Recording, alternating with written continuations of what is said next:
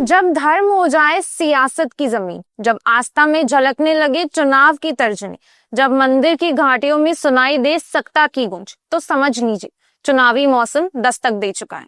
नमस्कार, मेरा नाम है पायल और आप सभी का स्वागत है तर्कवाद में। आज मैं आपको एक ऐसी कहानी सुनाने जा रही हूँ जिसने पूरे कर्नाटक की राजनीति हिला दी है। ये कहानी है धर्मस्थल मंदिर विवाद की। एक ऐसा मंदिर जो सिर्फ श्रद्धा का केंद्र नहीं बल्कि कर्नाटक की परंपरा और पहचान का प्रतीक है। लेकिन पिछले दिन में यही मंदिर आस्था से निकलकर सीधे सीधे राजनीति के अखाड़े में आ गया है। कहानी शुरू होती है चिन्मैया नाम के शख्स से। उसने दावा किया कि पिछले 20 सालों में धर्मस्थल में हत्या, बलात्कार और शवों के दफनाने जैसी घटनाएं हुई है। यह आरोप सुनकर पूरे कर्नाटक में भूचाल आ गया। एसआईटी ने जांच शुरू की, खुदाई हुई और हड्डियां बरामद हुई। लेकिन फिर आता है ट्विस्ट।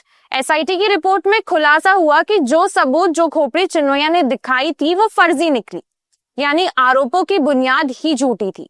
एसआईटी की जांच में एक और नाम सामने आया, जयनथ, जो right wing activist Mahesh Shetty का करीबी माना जाता है। रिपोर्ट बताती है कि जयनथ ही चिन्मैया को दिल्ली ले गया और पूरा मामला सुप्रीम कोर्ट तक पहुंचाने की कोशिश की। यानी सवाल खड़ा हुआ, क्या ये पूरा षड्यंत्र था मंदिर को बदनाम करने का? बीजेपी ने इसे हाथों हाथ उठाया। पार्टी अध्यक्ष बीवाई विजेंद्र ने कहा कि ये बहुत बड़ा षड्यंत्र है और इसकी जांच सिर्फ एनआई या सीबीआई कर सकती है।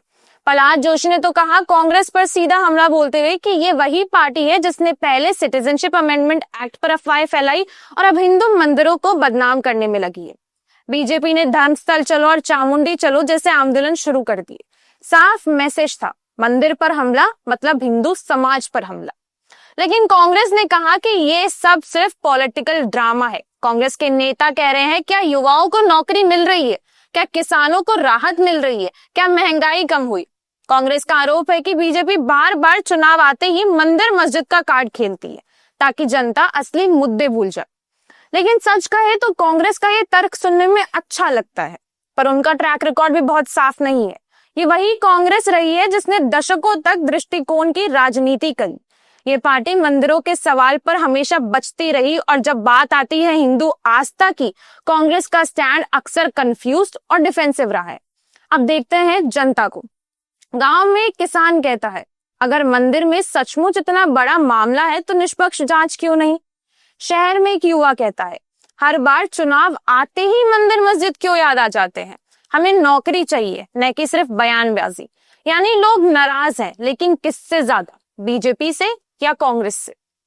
सच कहें तो ये विवाद सिर्फ एक मंदिर का मामला नहीं है बल्कि आने वाले चुनाव का ट्रेलर है। बीजेपी हिंदुत्व के पुराने कार्ड से अपना खोया हुआ वोट बैंक वापस लेना चाहती है। कांग्रेस इस नैरेटिव को तोड़कर बेरोजगारी और महंगाई पर फोकस करना चाहती है। लेकिन दोनों ही पार्टियों की राजनीति में जनता के असली मुद्दे कहीं खो जाते हैं। अगर यह आंदोलन सच में आस्था की रक्षा का है तो इसकी जांच खुली और पारदर्शी होनी चाहिए। लेकिन अगर ये सिर्फ चुनावी हथियार है तो फिर ये जनता का सबसे बड़ा धोखा दिया जा रहा है। और कांग्रेस, उसे सोचना चाहिए कि बार बार रिएक्टिव पॉलिटिक्स करने से जनता का भरोसा नहीं जीता जा सकता।